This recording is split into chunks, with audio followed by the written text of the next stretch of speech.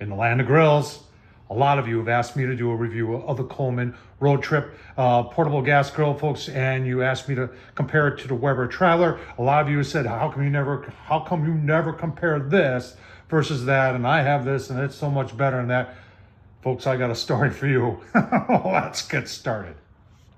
All right, so based on what a lot of you have told me, this, because it's got 3 burners and it doesn't cost as much, would be much better than that. Now, this is my second attempt at the Coleman RoadTrip. First, I went to one of my local hardware stores. I always try and support my local hardware stores. I'm not talking about blue or the orange ones, but the local ones. And they had a red one. I wanted a red one. So I got it, brought it home, and it was damaged. And I didn't make a video on that because, that happens. It happens to Weber. I've done videos on damaged Weber kettles. That one right there, in fact. And then, so I took it back. They didn't have another red one. They had, I think, black. And I said, nah, I don't want that. So I went on Amazon and I ordered the red one off of Amazon. I got it. Folks, and I'll tell you what, this thing, it's got some problems. And I still want to do a close look at it. And so for a lot of you people that are asking all the questions, is it even close to being as good as a Weber? Or is it just, in Tom's opinion, junk? Let's get started on that.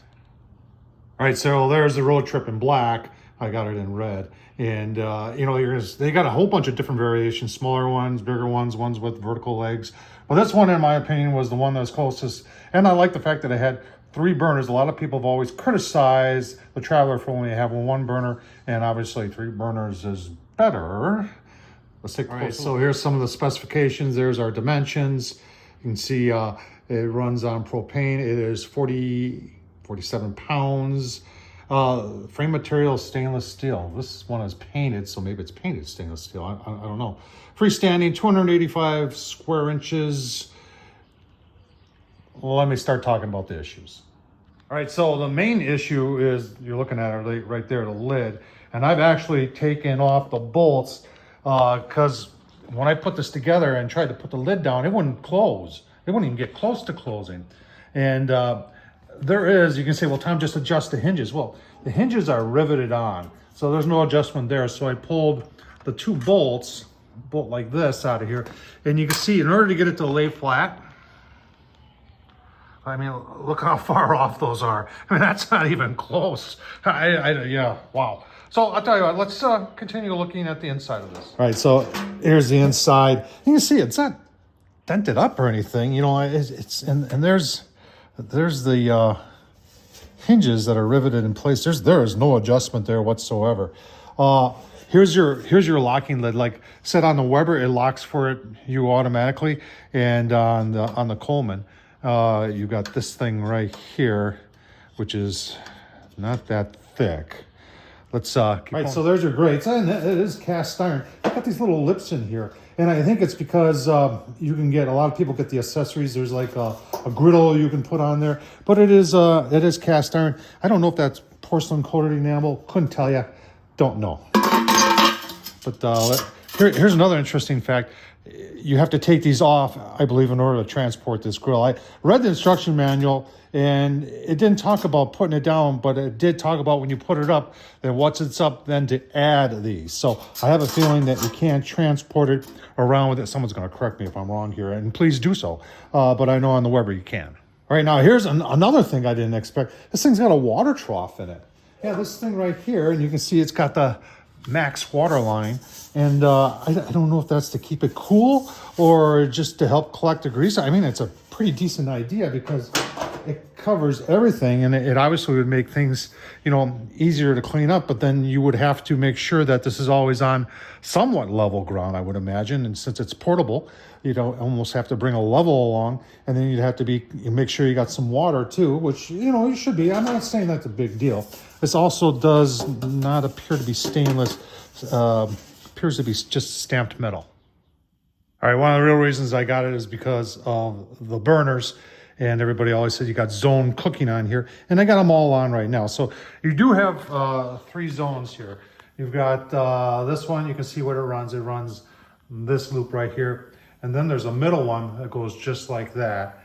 and then a side one like that. And I think that's, you know, that's not a bad idea. So I do like that. It's just that the construction of this, and like I said, the water trough is a little bit of a concern to me too. You know, I do like that idea though. All right, so it does have these two side shelves right here that slide in and out. When you're cooking, you gotta have it out all the way, which makes sense. And I like the fact that it stores like that. That is a good idea. I like that. A little small, you know.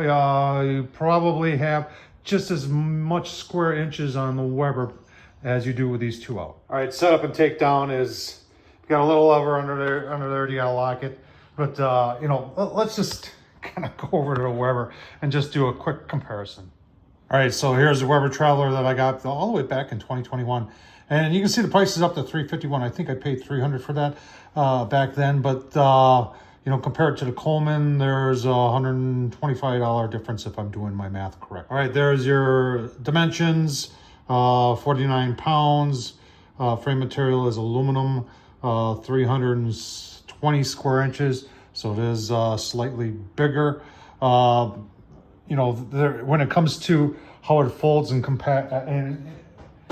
travels, there is no comparison. I believe that on this unit right here, you got to take off those cast iron grates in order to move that around. Someone's going to correct me on this one. You do not. I showed you the locking pin on here like that. This is a lot more secure, where it has an actual clasp that comes up and makes contact with the top of the lid and it holds it down. I've not had an issue with that. The standalone, I've said this 100 times, the engineers worked overtime to come up with that. It's really cool how it works. On the inside, you got porcelain coated enamel, big grates, no water pan. You got a stainless steel, just one burner. So it'd be cool if Weber had something similar, but I think the theory here was because it's so small that having 3 zones sometimes defeats its purpose, because you've got such a small lid, and you